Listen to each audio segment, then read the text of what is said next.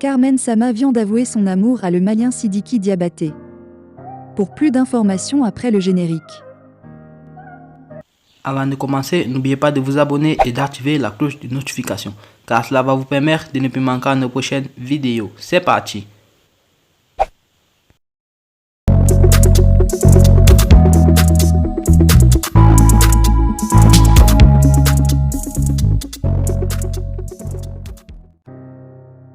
Merci mon amour, l'incroyable déclaration de Carmen Sama à Sidiki Diabaté.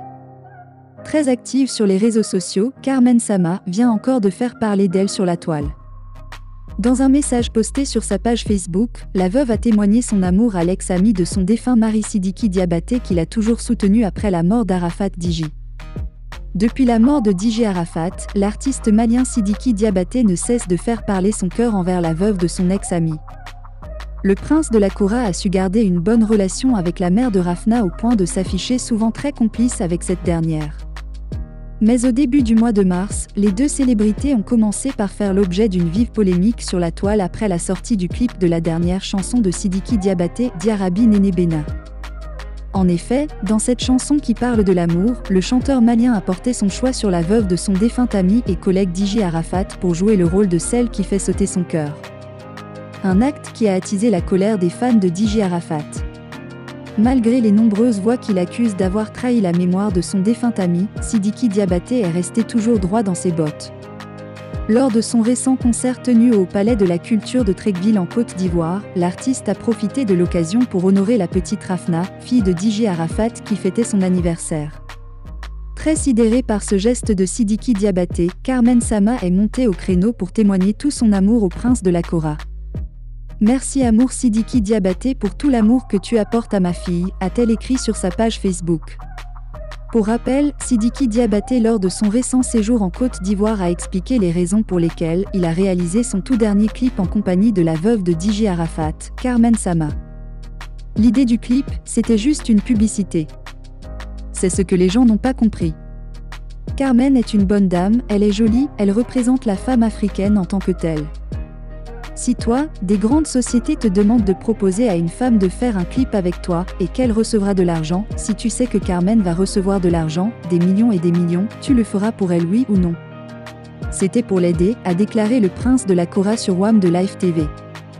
Abonnez-vous pour plus d'actualités. Après avoir enduré tout cela, elles viennent brandir sur les réseaux sociaux leur vie de femme battante, femme accomplie. En plus des fameuses influenceuses, des listes qui circulent en disent plus. Il y aurait, entre autres, des mannequins, certaines tiktokeuses, etc.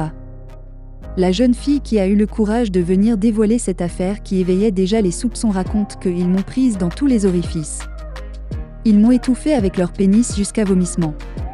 Ils m'ont même fait boire mon vomi et il y a un qui a urine et déféqué dans ma bouche. Suite à ce témoignage, des vidéos ont commencé à fuiter de leur circuit. C'est là que le monde découvre par exemple comment un homme blanc plonge la tête d'une femme noire dans un bidet et se met à uriner sur elle. On dirait qu'il avait économisé ses urines qui continuent de couler au bout de plusieurs minutes. C'est à ce moment également que circule une nouvelle vidéo d'une jeune fille noire transformée en animal de compagnie, précisément le chien. Elle a une queue, elle marche à quatre pattes, elle aboie, sa gueule est recouverte d'un mors et son maître la tient au bout d'une chaîne. Ce buzz a également révélé aux yeux du monde que les jeunes africaines qui sont amenées dans cette partie du monde pour travailler comme domestiques chez ces Arabes subissent les mêmes pratiques. D'ailleurs, une victime racontait son supplice sur les antennes de la télévision nationale. Les influenceuses, quand le féminisme ainsi que les traditions foutent le camp, le respect de la femme pour son propre corps disparaît.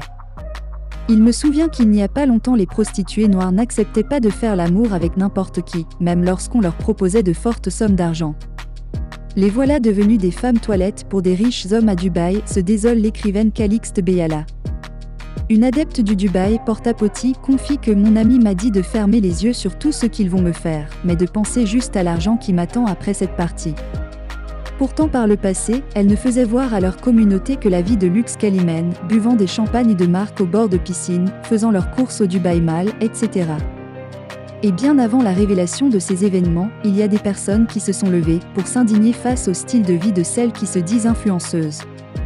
C'est le cas l'écrivaine Calixte Beyala qui a fait un post y afférent il y a un an. Recrutement. Tout se passe sur les réseaux sociaux, apprend-on. Ces Arabes ont par exemple des agences qui ont des cibles bien précises. Elles fouillent les profils sur Instagram et repèrent des filles.